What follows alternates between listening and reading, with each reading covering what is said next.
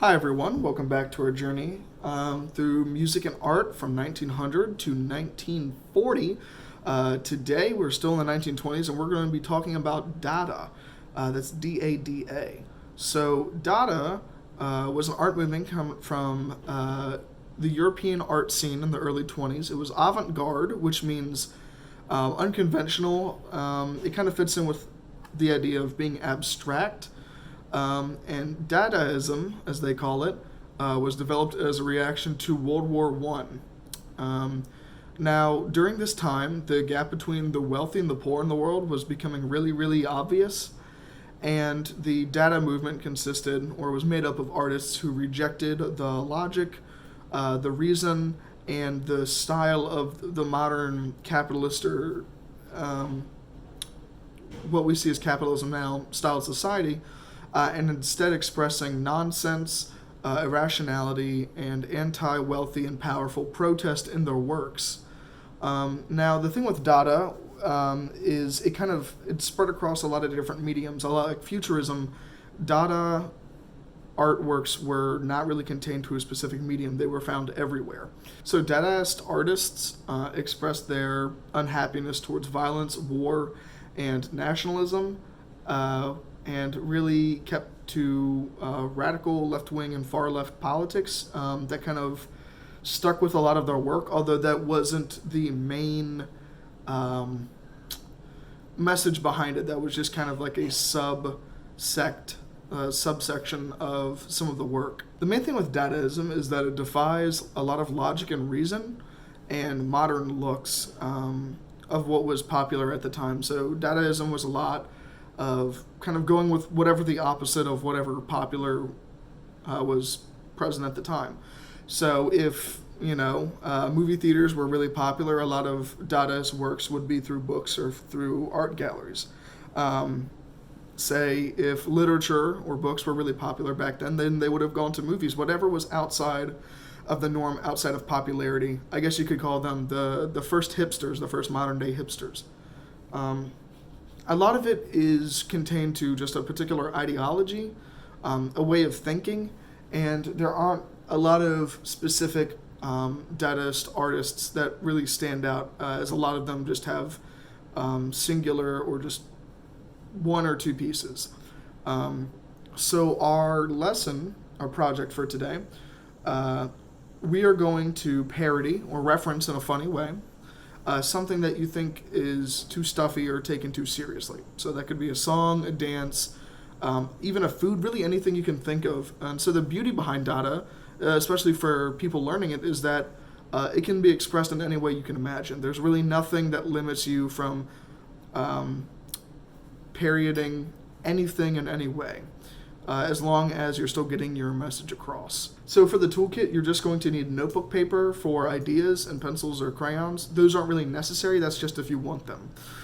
So the first step would be to look online for different examples of Dada artists. A lot of them fall into the abstract field, so it might be a good idea to research that area as well.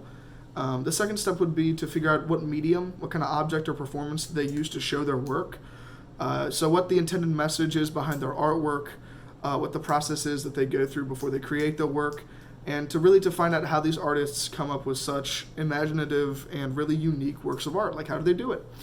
So step 3 would be using a sheet of lined paper, or really any kind of paper, to write out some things you think are too stuffy or taken too seriously, something that you think could use some fun. So what makes the things that you're writing down like this? Is it the audience, right? Is the audience or the people that are interested in it really stuffy and boring? Is it the subject itself? What's making it really uninteresting or too serious? After you figure that out, try and create your own Dada art that parodies the subject that you find too boring. So that could mean just a simple joke. It could be a video. It could be a food, a song, a performance, a dance, whatever you think really shows how uninteresting and boring it was before. So if you think ballet is taken too seriously, maybe do your own kind of ballet performance where you act really silly, or you add in these really crazy moves in between to show that it could go for a little bit of spice and a little bit of action. If you want to make fun of something that's taken too seriously, maybe you think that Dada itself, the art form, is taken too seriously. You could make something that kind of pokes fun at the idea of Dadaism and the idea of being so against the grain, you know? Maybe you like a lot of stuff that's mainstream and you think that the whole idea of going against the grain just because it's artistic is a little bit silly. So try and make something that's poking fun at the art form itself. That's what the Dada art form is all about. There really are no limits to what you can do. To help everyone out a little bit more with understanding this art form, since it is kind of loose, I'm going to have a video be brought up here in a second that helps people understand a little bit more what Dada is, and maybe some artworks that will help kind of illustrate what the form is all about.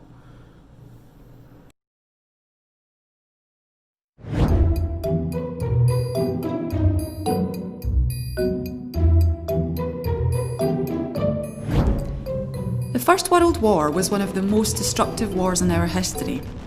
It was during this time that the avant-garde movement Dada emerged, partly as a negative reaction to the horrors of war. Primarily a literary and artistic movement, Dada emerged almost simultaneously in several cities in Europe and America.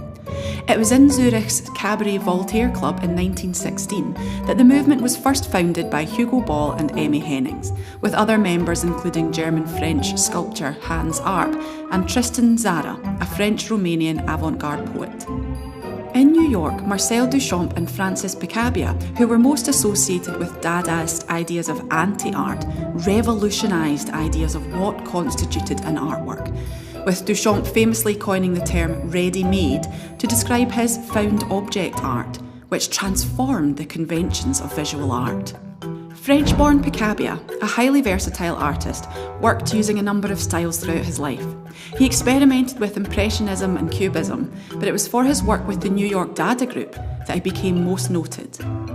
Influenced by his friend Marcel Duchamp and by the enthusiasm for mechanisation in America, Picabia began depicting the machine in his work. Like Duchamp, Picabia had a taste for paradox and the absurd. He was never afraid to court unconventionality, and his works often had hidden, ironic meanings.